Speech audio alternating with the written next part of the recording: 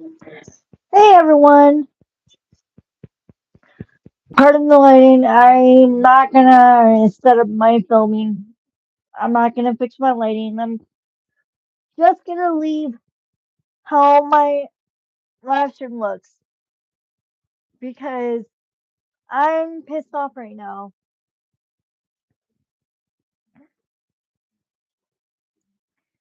So this is the second time that my live stream has been taken down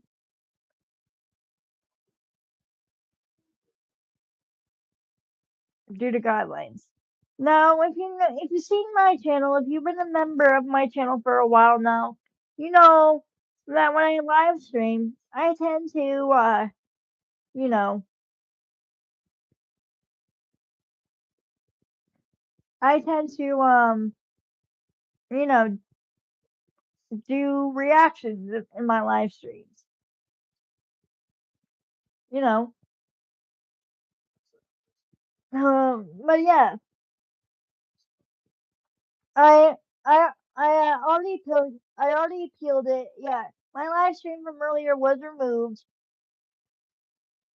Anyway, and you also know if you also been a member of my channel for a while, you know I've been trying to turn my channel into like a true crime conspiracy theory spilling the tea type podcast. You know, I'm just really annoyed. I'm really annoyed.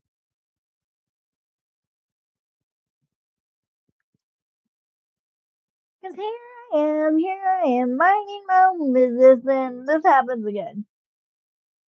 This happens.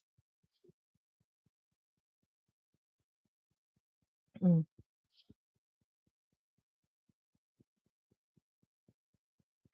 But yeah, so pay no attention to my bad lighting. Uh, oh, what the hell? Maybe I can get my light out again, even though it needs charge. Like I said, I won't be live streaming very long because like 10 o'clock at night my time.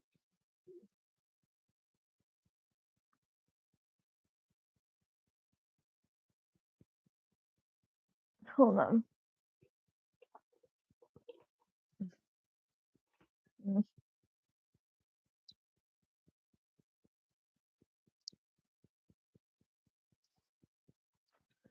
But yeah, once again, my live stream was taken out due to guidelines, due to community guidelines.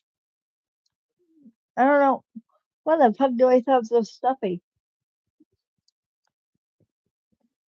Mm.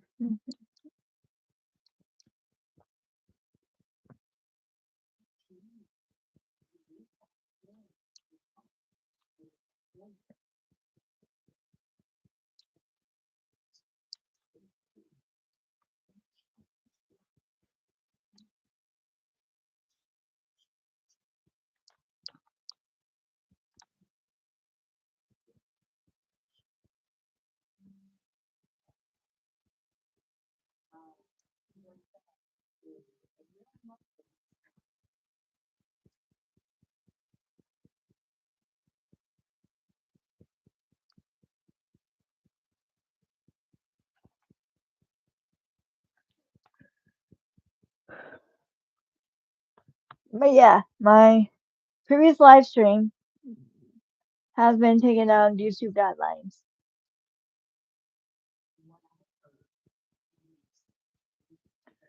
And according to YouTube, I will have it until April. So I have to wait 2 months. No, 3 months. I have to wait 3 months until it gets removed. I mean, like I said, I already appealed the live stream, and hopefully YouTube sees it and says, "Oops, our mistake, our bad."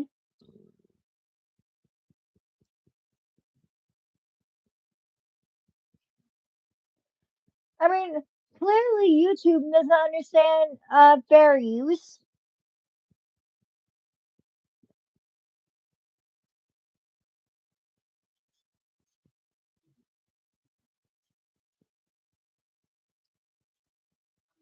Yeah, Clearly, YouTube does not understand fair use.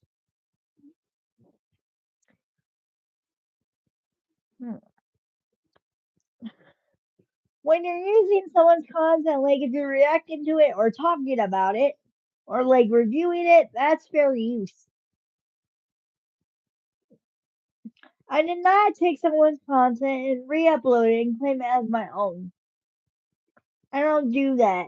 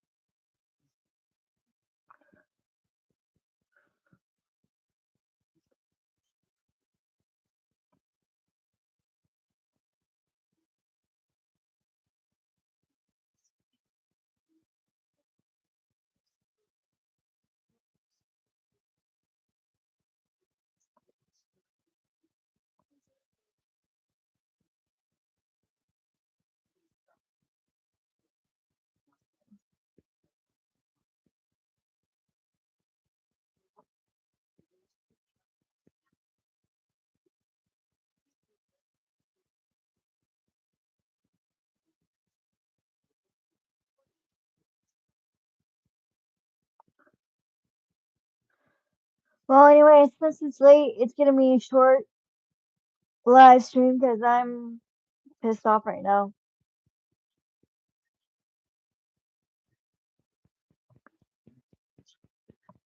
I am pissed off right now.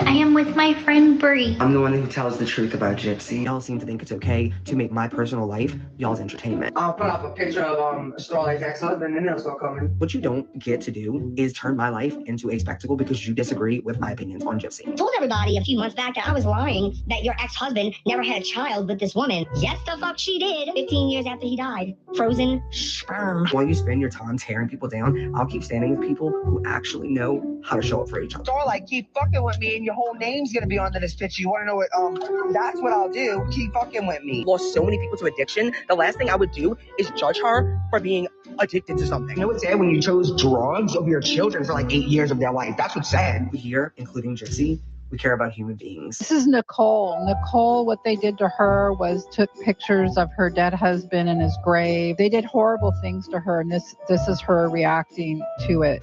He was so sick. He got so. When I saw that, it was a dagger to my heart. It was a dagger, and no one cares that much. And Bree at least apologized, but then of course, you know, but they're buts. Yeah, but you did this. We're not only here for Gypsy, we're here for human beings who get treated like shit by human beings like you. Yes, Ty is the one and only predator. Doing those things to make me laugh has kept me from literally my own self. So I'm not sorry for any of it, to be honest. Saying I did the same thing to Becca? No, the fuck I didn't. Actually, all I did was show that Becca was a revoked nurse because she was lying about that. And I showed the documents of why she lost her license. I didn't know whether she was on on that stuff or selling that stuff. I didn't care. Call me, tell me how I went back out. Literally sacrificed. She lost her whole career because she was pharmacy shopping and pill popping. Y'all advocate for humans. I target them. I am with my friend Bree. I'm the one who tells the truth about Gypsy. Y'all seem to think it's okay to make my personal life y'all's entertainment. I'll put up a picture of Starlight's ex-husband and they'll start coming. What you don't get to do is turn my life into a spectacle because you disagree with my opinions on Gypsy. I told everybody a few months back that I was lying, that your ex-husband never had a child with this woman. Yes, the fuck she did. 15 years after he died.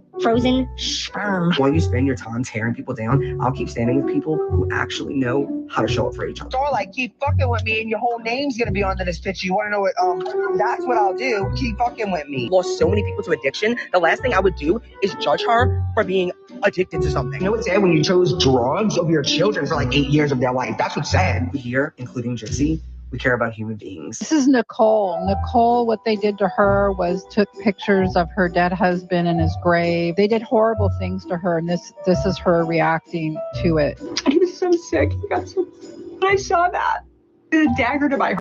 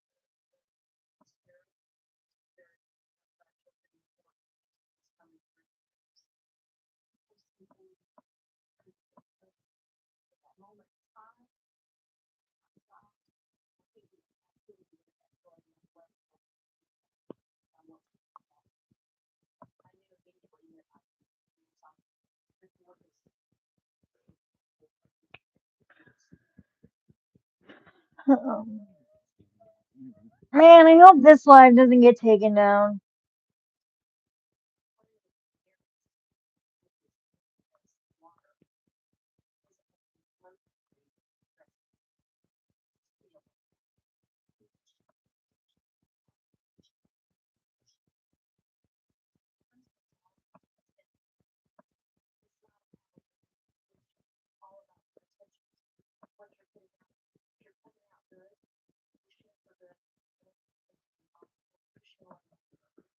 Mhm.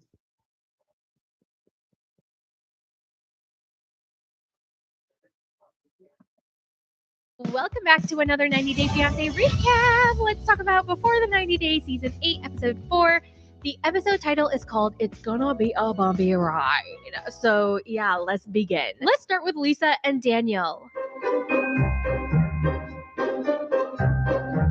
Now, I haven't mastered Lisa's voice yet. I keep trying to do it as I listen to her talk. A lot of people are saying that she looks and sounds like Gypsy Rose, like an older version of her. So I'm going to channel my Gypsy Rose. I'm on a high right now. I'm on a high right now. Can't bring me down. This is my...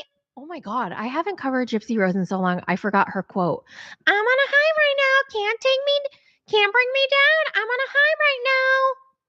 So let's talk about Lisa, because Lisa is fucking batshit, and I am here for it. So Lisa is worried that she's going to pee when she meets Daniel face to face because she pees a lot when she's nervous. And I'm just thinking, if that's for real, like if you're actually being so serious, then maybe you should put on a diaper or a pad so that he doesn't see your pants getting wet.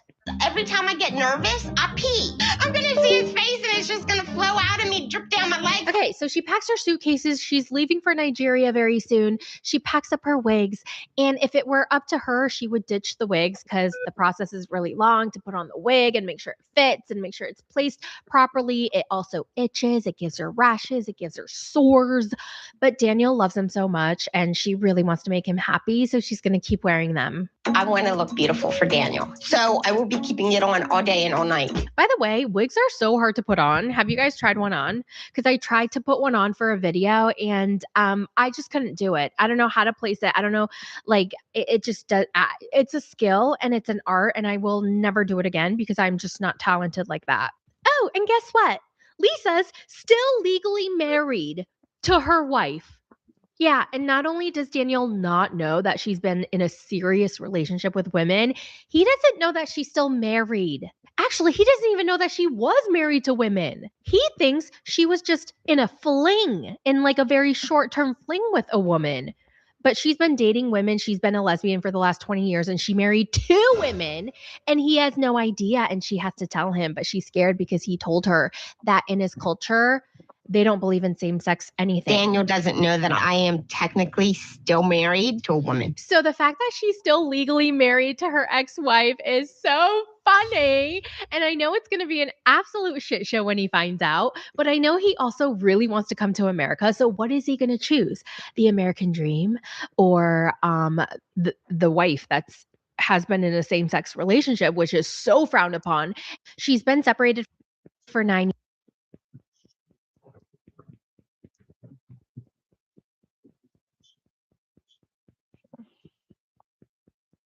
years, but it really doesn't matter because I have a feeling that he's going to have a real big problem with this. Yeah, it's going to be an issue. And on top of that, she told Daniel that she's free to get married. Lisa's daughter can't trust her mom to keep her promise. Remember, she promised her. She swore that she would not marry Daniel in Nigeria. Remember, she looked at her in her eye and told her daughter, listen, honey, I am never going to choose another guy or a woman before you, okay? You are always going to come first, honey, okay?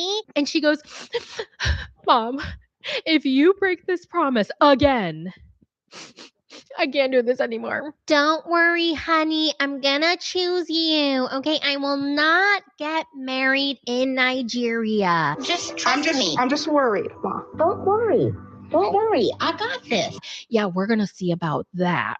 Because in her interview scene, she said that she really wants to marry him. And the producer was even like, are you gonna keep your promise to your daughter? What about the promise you made to your daughter? And she was like, well, you know, I really want to be Mrs. Daniel. So I don't know. We're going to have to see about that. Would I go against fate's wishes? I want to say no, but my heart says hold on to Daniel and do it. Lisa, you suck. Now we meet Daniel from Lagos, Nigeria. My name is Daniel. I am 29 years old. He's a Christian from the Igbo tribe. And Igbo men are honest, they're very hardworking, but also very competitive. He and his family grew up really poor, and sometimes they would just eat once a day because they just didn't have enough money to have more food. So he tells us a story that his mother passed away a couple years ago, and right before she died, she told him that during one of the wars, she was supposed to die, but a white woman saved her, so he must marry a white woman. And that's how he met Lisa. Yeah, he thinks she's gorgeous, she's curvy, thick, and has big buds. She has a good body structure. She's thick. She has bobs. She has what I want. He also loves the fact that she supports him financially. So yeah, she's perfect. A 10 out of 10. So then he goes to a spiritual leader to ask him if God wants him to marry this American woman that is going to be visiting him. Is she a good omen or is she a bad one? So the spiritual leader does his thing, you know, whatever he's doing, where honestly, the hand motion that he was doing, it kind of looked like he was jerking himself off. But I didn't realize that he had like a dice or something in his hand and he was rolling whatever it was in his hand. And then, yeah, that's what it was. Piano, piano, piano, piano, piano, piano, piano. We learned that Daniel has some concerns. Number 1, she vapes. Number 2, she was married twice already. And number 3, she was physical with a woman 1 time. Damn. When he finds out that she was physical with more than one woman, and not only physical, but got in a relationship with more than one woman, and not only that, but married more than one woman, he's gonna freak the fork out, and I cannot wait to see it. Daniel doesn't believe in same-sex relationships because where he's from, if you're caught in a same-sex act, you're gonna be banished or killed. We don't believe that same sex exists in our culture. So this is serious stuff. So the spiritual leader, like I said, he does his thing, and then he finally tells him, go on with your journey, my friend. Okay, our ancestors approve. So you're good to go. Daniel's relieved because if things work out with Lisa, his entire family story is going to change. If he leaves Nigeria, he's going to continue his life in America. His whole entire life and his future is going to change in a good way. If I marry Lisa, she'll make me change the story of my family. This will change my life to good. So, yeah. Moving on to Javon. He's 38 years old from Alabama. He's married to Annalyn. And no, he has not met his wife yet. They got married online. Hold up. Wait a minute. Yes, we're going to get into it. I love how his scene started with these elderly women being interviewed about their love stories and how they met their husbands. And it was so cute and so sweet. Everyone was talking about how this was very Harry Met Sally coded. However, I did not watch that movie. I don't even know if I said it right. Is it How Harry Met Sally or Harry Meets Sally? Honestly, the intro was so long and I didn't understand the How Harry Met Sally reference. So I thought this was a commercial for a nursing home. And I was like, oh my God, this is weird because it says hashtag 90 Day Fiance on the commercial. Maybe this is an editing error. I don't know. But then it finally led into Javon and I was like, oh, it's part of his intro. So we meet Javon. He's 38 from Alabama. He loves working at the nursing home. He loves the people he works with. He loves the elderly. He loves his job, but it's a very low paying one. So it makes it really tough for him out in the dating world. But it's just a low paying job. I think that's where I fall short when it comes to women. And according to him, American women want the 3 6s.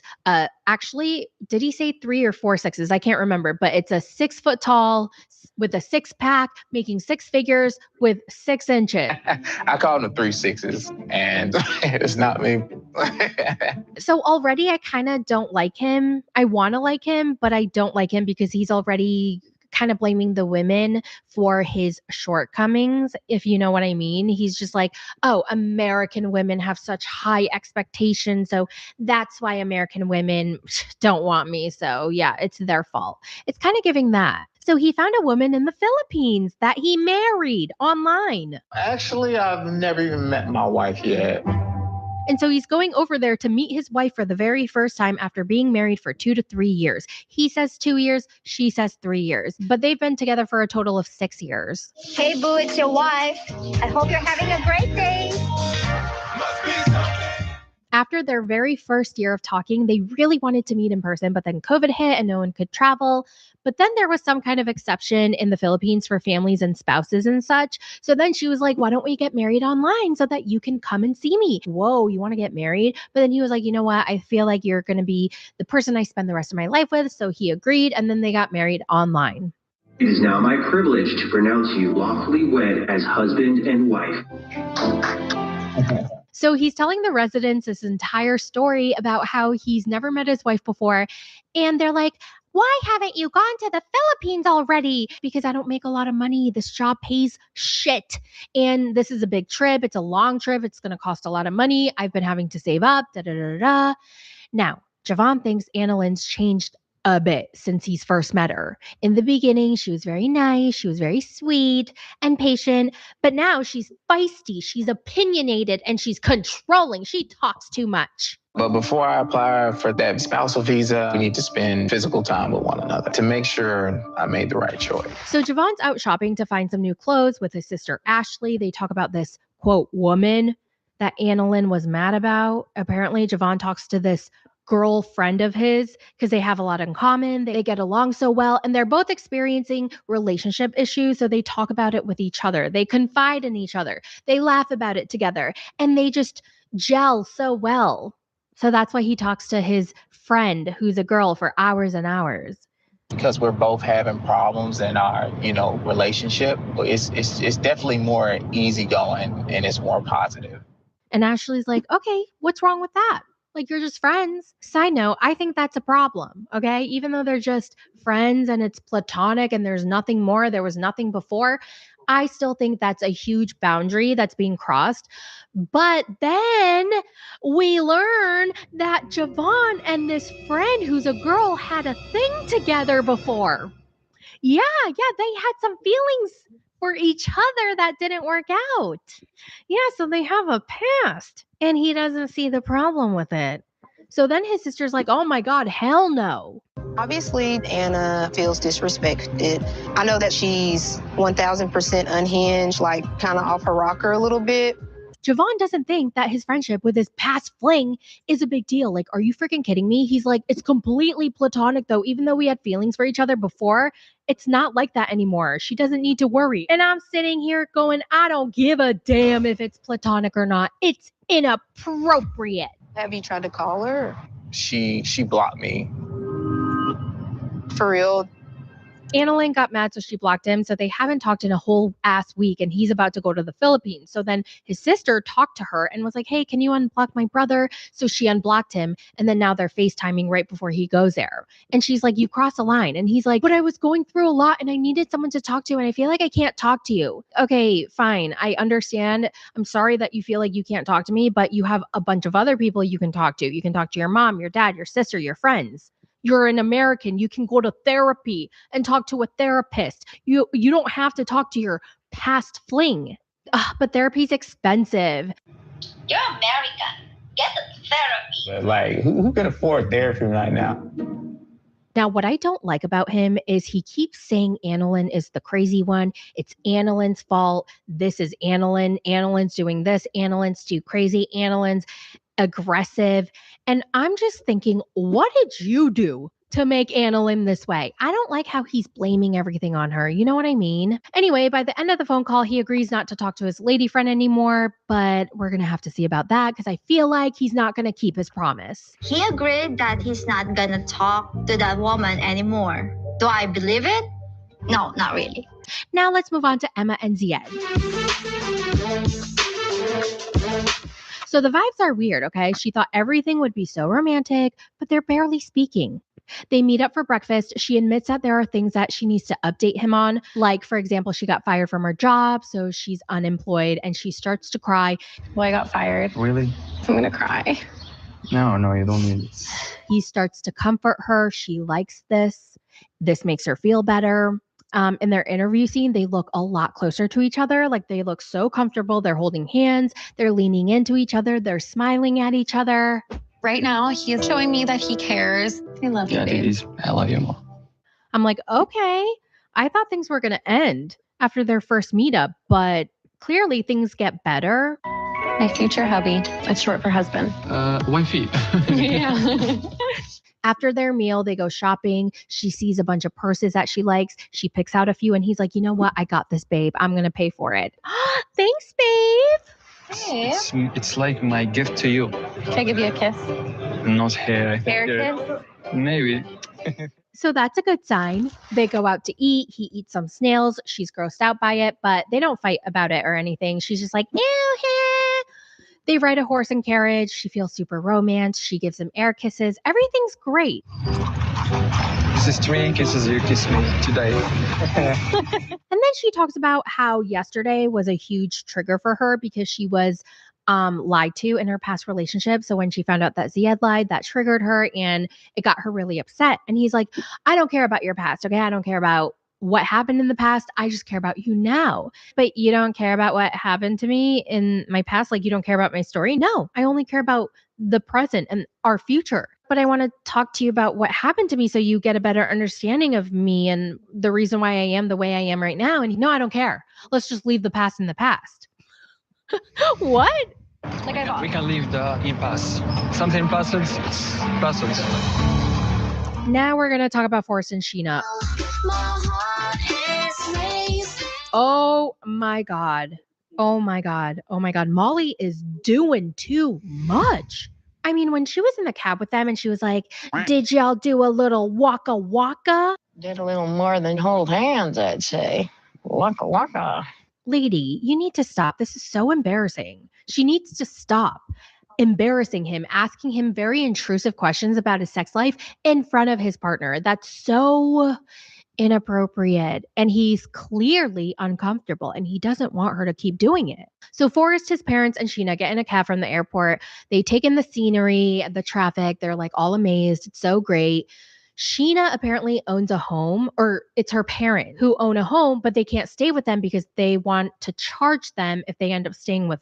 Sheena's parents own her apartment in Manila, but we're not staying there because her parents said we had to pay for it if we did stay. It's weird.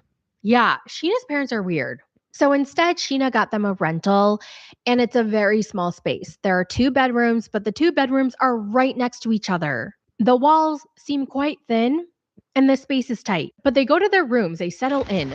Forrest pulls out a piece of lingerie from a brown paper bag, and he asks her to put it on. What's that thing? I think it is a cloth that goes on your body. It accentuates your sexuality. And then he pulls out another piece of lingerie. Oh, this must have been from the sex shop when he went with his mother. Good thing he didn't tell her that his mom helped him pick these pieces of lingerie out. That would have been weird. I don't think Sheena would have liked that. So he goes to the bathroom to brush his teeth and he's like, put it on. And then he gets out of the bathroom and they get right to business. I love you. I love you. Do you want the lights on or off? Well, turn off the lights, babe. The next morning, Forrest and Sheena feel more connected than ever. They did not have schmecks because they want to wait until they get to know each other more, which I thought was very sweet. Plus, I'm pretty sure it didn't help that his parents were like 5 inches away on the other side of the wall. I just want to get to know you much better. We'll know when the time is right. Everyone's in the cab and they're on their way to do their first activity. Molly asks if they did the nookie nookie last night. So, did you guys do the old nookie nookie? They're like, no. Oh, okay, that's cool. But if you want to do some other stuff like oral, you can. Mom, this is very inappropriate, okay? This is not the time and place. We don't want to talk about this. You're making us very uncomfortable. Now you're kind of being really disrespectful here, Mom. I get it. You're trying to be helpful, but you're pushing too far. And Molly's like, whoa, whoa, whoa. Where is this energy coming from? And she's a little taken aback because they always talk about stuff like this. And she thinks he's a changed man already because of Sheena. Sheena already has that control, that thumb on him. Let's not forget, she was lying to him for years. And I don't like this. Like, Molly, you have to accept that you are no longer the number one woman in his life. He has a new woman, and that's Sheena. And you better get used to it. Because honestly, from what we know so far, and we don't know much, but like my first impression of Sheena is she really does love Forrest. She is not trying to scam him. And I know that Molly's scarred because another woman scammed him before, and she's trying to protect him from that. But like, can you give Molly a chance before you're super accusatory? Okay, we're going to get into it. So Sheena takes them to Chinatown. They're having a blast, seeing and experiencing everything. And then they go to dinner at this noodle place. Oh my God, it looks so freaking good. Molly learns that it's actually culturally acceptable to slurp your noodles. Actually, it's encouraged because over there, it's a sign that you're enjoying your meal. Slurps up and slurps up. Actually, that's here the culture. If you want to slurp, it means you're eating the good noodles. So that's a good sign. And then Molly confronts her about her lies, about her whole money situation. And she's like, why are you giving money to your parents and not telling us? So Sheena explains the whole thing about how it's a cultural expectation to give her parents money. She's the breadwinner of the family. And her parents also kind of shame her. Like if she doesn't give them money and she feels guilty about it, they kind of make her feel bad about not giving them money. So she ends up giving them money. If I don't give them money, she makes me feel that I'm such a selfish person and it hurts me a lot. It sounds to me like her parents are kind of abusing that cultural expectation if they're making her feel bad about, oh, my sister's here. Hold on. and it's expected. And Molly's like, yeah, I understand. I don't have a problem with that. But why did you lie? Why didn't you tell us that you were giving them money? And then Sheena does the same thing where she's like, oh, I'm sorry. Like, I'm so sorry. My parents make me feel bad if I don't give them money, blah, blah, blah, blah, blah. And so they're going around in circles and Molly's getting increasingly frustrated. And Molly's just coming in a little too aggressively. Sheena, I'm not asking you that. I'm asking you why you did not tell us. I don't know why Sheena couldn't just tell Molly, I felt like you guys wouldn't trust me, or I felt like Forrest would leave me. I don't know. Maybe she was super flustered. She didn't know how else to handle the situation because Molly was pretty aggressive. She was going in on her. So Molly's like, you're not giving me a direct answer. Why do you continue to lie? And Sheena's like, I'm fearful of my parents. It affects me so much emotionally. And then she starts to cry again. Molly's like, no, I want to know. Why didn't you tell us? Sheena keeps crying. Forrest is silent. Molly's frustrated. What's the motivation for hiding it? They gotta get answers. And then I think at one point, Forrest was like, Sheena, I need you to tell my mom, like, just, gather your words and tell her so that she can understand where you're coming from. So then she looks over at Dev and she's like, does her story make sense to you? And he's like, no, not really. And so Molly goes, same. Your story's not lining up, Sheena. And Sheena looks over at Forrest and he's still quiet. The pieces aren't just lining up. I'm sorry. Molly's like, I need to know if you're being genuine or not. Like, if you were really that scared, why didn't you tell Forrest about it? He would have done anything to help you, but you didn't tell him. So you probably weren't that scared. Right, Forrest? Don't you agree with Mama? And he says, well, I understand where Sheena's coming from. If you love your parents, you'll do anything for them. I understand her side. And Molly is like, Forrest, Mom, it's hard for me to say no to you. It's hard for me to stick up for her against you. Wow. I was shook he took Sheena's side. I was really, really pleasantly surprised. And Molly was not pleasantly surprised. She was shocked in a bad way. She was not happy. He feels like Sheena doesn't really know what to say. She's flustered. She's overwhelmed. She's being attacked by his mother. And he's like, she obviously knows she did something wrong. You just keep beating her down. Is that what you want to keep doing? We need to get her away from her parents. And then he looks over at Sheena and he's like, Sheena, we need to know that you're ready to leave your parents. Yes, I agree. I'm ready to confront my parents and break the cycle or blah, blah, blah. And then Molly goes, Sheena, you should have done this years ago and told Forrest about it. And yeah, you know what? I don't want to talk about the past anymore. Let's just move forward. I don't want to talk about her parents anymore. You were acting so hostile. And Molly's like, what did you say, Forrest? You're causing me and Sheena a lot of stress. Molly is shook, but she's still not going to stop protecting Forrest. But still, I have to always protect Forrest because I know that he really loves her. Well, that's it for the recap. Let me know all your thoughts in the comments, and I will talk to you tomorrow. Bye.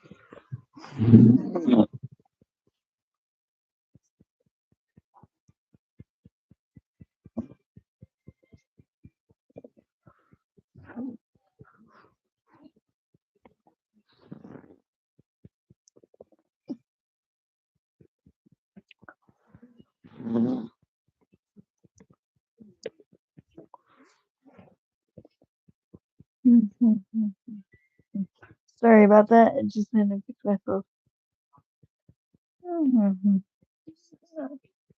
Okay, bye.